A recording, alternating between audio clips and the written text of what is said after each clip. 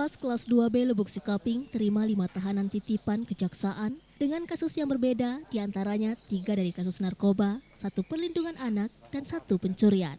Setelah melakukan verifikasi dokumen sebelum memasuki kamar pengenalan lingkungan, kelima tahanan diperiksa petugas secara detail, dimulai dari penggeledahan badan, barang bawaan, dan pemeriksaan kesehatan.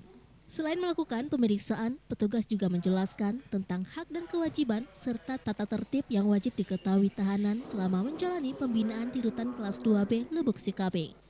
Yan Hendra, Kepala Pengamanan Rutan, berharap kepada tahanan yang baru datang agar bisa berkelakuan baik selama menjalani pembinaan dan bisa segera beradaptasi dengan warga binaan yang lain.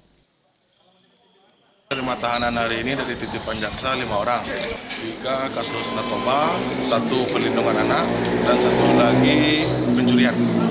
Kami yang pertama pemeriksaan berkas, yang kedua kesehatan badan tahanan, yang ketiga kesehatan, yang keempat mungkin barang bawaan dan lain-lainnya. Dari Pasaman, Sumatera Barat, Ari Yohanes, iNews melaporkan.